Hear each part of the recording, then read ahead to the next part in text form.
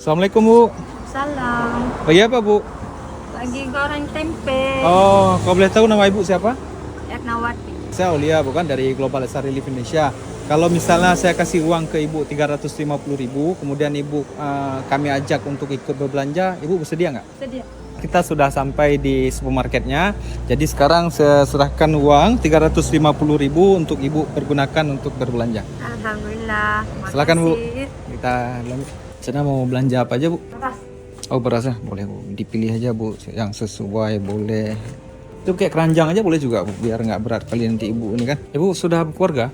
Sudah. Sudah? Anak berapa dah Bu? Sudah 4. Oh, udah 4 ya, masih sekolah semua ya?